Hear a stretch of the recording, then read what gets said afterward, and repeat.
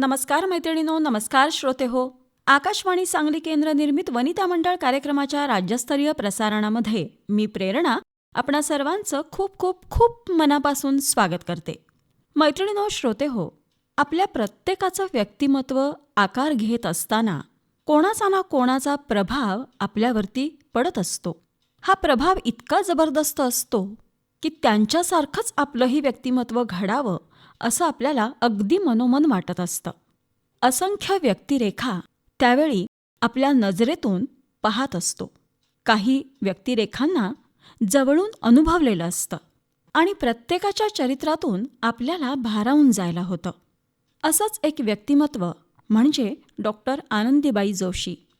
आपल्या संपूर्ण आयुष्यामध्ये आनंदीबाईंनी भारतीय स्त्रियांसाठी एक आदर्श उभा केला. प्रेरणादायी असं कर्तृत्व गाजवून आजही त्या प्रत्येकाच्या मनामध्ये एक मानाचं स्थान मिळवून राहिलेल्या आहेत. त्या भारतातल्या पहिल्या महिला डॉक्टर आहेत. अतिशय जिद्दीनं, कष्टानं त्यांनी आपलं शिक्षण पूर्ण केलं.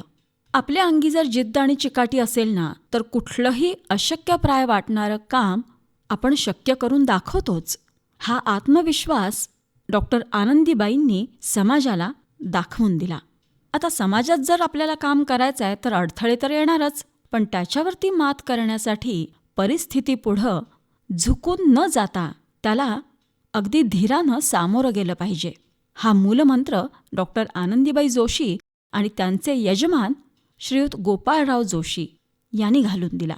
आणि हे जोडपं आजही आदर्श आणि मानदंड घालून देणारं जोडपं म्हणून आपण ओळखतो. मैत्रिणींनो, श्रोते हो, हे सगळं सांगण्याचं कारण म्हणजे आपण नुकताच डॉक्टर आनंदीबाई जोशी यांचा स्मृतिदिन साजरा केला. अगदी नुकताच म्हणजे 26 फेब्रुवारी रोजी. त्यांच्याविषयीच्या लिखाणाच्या माध्यमातून काही गोष्टींना आपण आज उजाळा देणार आहोत. चला तर मैत्रिणींनो, श्रोते हो, आज आपण ऐकणार आहोत कष्टांचा निःशब्द वारसा असे माझे वडील. लेखन आणि वाचन शुभदा साने यांचं. असे माझे वडील. विषय थोडा अवघड होता आणि मला काही केला तो लिहिणं जमत नव्हतं. शाळेतून आल्यावर त्याच खटपटीत होते मी.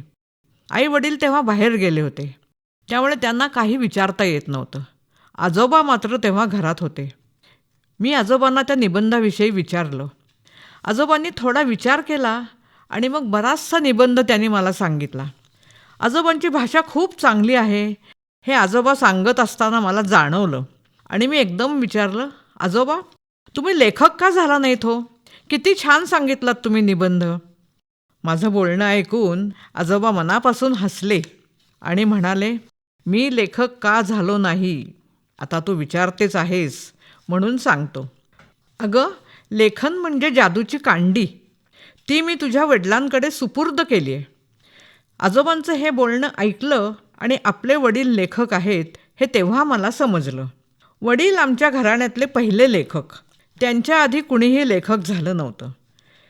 23-24व्या वर्षापासून वडील कथालेखनाकडे वळले. मध्यमवर्गीयांशी त्यांची नाळ जोडली गेली. पांढरपेशांच्या जगातल्या मध्यमवर्गीयांच्या समस्या त्यांच्या कथांमधून त्यांनी प्रामुख्यानं मांडल्या. मध्यमवर्गीयांचा लेखक असा शिक्का त्यांच्यावर बसला. पण त्याचं त्यांना कधीही वाईट वाटलं नाही.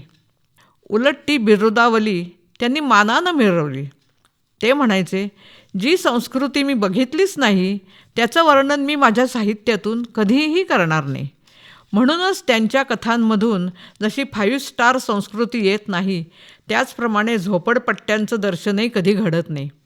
त्यांच्या बहुतेक कथांचे नायक कारकून, शाळा मास्तर, नाहीतर फारात फार प्रोफेसर. त्यांच्या जीवनात उद्भवणाऱ्या समस्यांचे पापुद्रे वडिलांनी वाचकांना उलगडून दाखवले. मध्यमवर्गीयांचा लेखक असं वडिलांना जसं संबोधायचे तसंच त्यांना पुणेरी म्हणूनही ओळखायचे. कारण त्यांच्या आयुष्यातली जास्त वर्ष पुण्यातच गेली. त्यामुळे त्यांचं पुण्यावर, पुण्यातल्या रस्त्यांवर विलक्षण प्रेम होतं. त्यांचं मी श्री ज जोशी पुण्याहून लिहितो की ह्या नावाचं सदर महाराष्ट्र टाइम्समधून काही वर्षांपूर्वी प्रसिद्ध होत होतं. तेही वाचकांच्या पसंतीला उतरलं होतं. पुण्यात होणाऱ्या प्रत्येक बदलाची त्यांच्या लेखांमधून ते दखल घेत होते. पुढे पुणेरी हा ललित लेख संग्रह प्रसिद्ध झाला. आनंदी गोपाळ ही त्यांची काही पहिली कादंबरी नाही. त्यांची पहिली कादंबरी यात्रा. प्रसिद्ध अभिनेत्री दिग्दर्शिका स्मिता तळवलकर यांच्या वाचनात ती आली. ती त्यांना खूपच आवडली आणि त्या कादंबरीवर 13 भागांची TV मालिका करण्याचं त्यांनी ठरवलं. पण तोपर्यंत वडील हयात नव्हते. पण आईची परवानगी घेऊन त्यांनी त्या कादंबरीवर साळसूद नावाची मालिका बनवली. प्रमुख भूमिकांमध्ये स्मिता तळवलकर, दिलीप प्रभावळकर, नीना कुलकर्णी वगैरे कलाकार होते. ही मालिका जास्त लांबली नाही, 13 भागात संपली. प्रेक्षकांना ती आवडली. आनंदी गोपाळ कादंबरीमुळे वडील प्रकाश झोतात आले. त्याचं काय झालं? काशीबाई कानिटकरांनी लिहिलेलं आनंदीबाई जोशींचं संक्षिप्त चरित्र वडिलांच्या एकदा वाचनात आलं. ते वाचून वडील अगदी भारावून गेले. त्यानंतर काही दिवसांनी आमच्याकडे ज्येष्ठ साहित्यिक माधव मनोहर आले होते. बाहेरच्या खोलीत बसून त्यांच्या गप्पा चालल्या होत्या. मी आणि आई आज स्वयंपाकघरात होतो. आमच्या कानांवर त्या गप्पा पडत होत्या. बोलता बोलता वडील माधव मनोहरना म्हणाले, आनंदीबाई जोशींचं संक्षिप्त चरित्र मी नुकतंच वाचलं. काय जबरदस्त कथानक आहे हो. ते ऐकून माधव मनोहर म्हणाले, जोशीबुवा, या कथानकावर तुम्हीच मोठी कादंबरी लिहा की. तुमची तेवढी कपॅसिटी आहे. आणि चरित्र आणि कादंबरी या दोन्हीत फरक आहे. चरित्रात सगळं सत्यच लिहायला लागतं. कादंबरीत मात्र लेखकाला स्वातंत्र्य असतं. काही प्रसंग, काही पात्र तो मनानं निर्माण करू शकतो. माधव मनोहरांशी वडिलांचं असं बोलणं झालं आणि तेव्हाच त्यांच्या मनाच्या मातीवर आनंदी गोपाळचं बीज पडलं. आणि मग वडिलांच्या हातून आनंदी गोपाळ ही कादंबरी लिहिली गेली. ती वाचकांच्या पसंतीस उतरली. तिच्यावर नाटक निघालं, सिनेमा निघाला. ह्या कादंबरीमुळे मी आनंदी बोलतेय हा एकपात्री प्रयोग करण्याची प्रेरणा माझ्या वहिनी सौ अश्विनी जोशी यांना मिळाली. आनंदी गोपाळचा असा बोलबाला चालू झाल्यानंतर काही दिवसांनी ज्येष्ठ साहित्यिक, दैनिक मराठीचे संपादक आचार्य के. अत्र्यांचा त्यांना फोन आला. त्यावेळी झालेलं संभाषण असं, जोशीबुवा, तुमची आनंदी गोपाळ कादंबरी नुकतीच वाचली. हो का? अरे वा. मी त्या कादंबरीवर अग्रलेख लिहिणार आहे. अत्र्यांच्या तोंडून हे वाक्य बाहेर पडलं आणि वडिलांना एकदम टेन्शनच आलं. ते म्हणाले, तुम्ही अग्रलेख लिहिणार? आम्हाला फार झोडपणार नाही ना? यावर काहीच न बोलता अत्र्यांनी फोन बंद केला. त्यानंतरचे काही दिवस वडिलांचे अस्वस्थतेतच गेले. पण दैनिक मराठात प्रसिद्ध झालेला अग्रलेख वाचल्यावर मात्र त्यांचं टेन्शन संपलं. कादंबरीचं अत्र्यांनी कौतुक केलं होतं, स्तुती केली होती. अत्र्यांनी दिलेली ही पावती म्हणजे कौतुकाचं मोरपीसच. प्रतितयशांच्या अभिप्रायांप्रमाणेच त्यांना सामान्य माणसांचे अभिप्रायसुद्धा खूप मोलाचे वाटायचे. एक उदाहरण सांगते.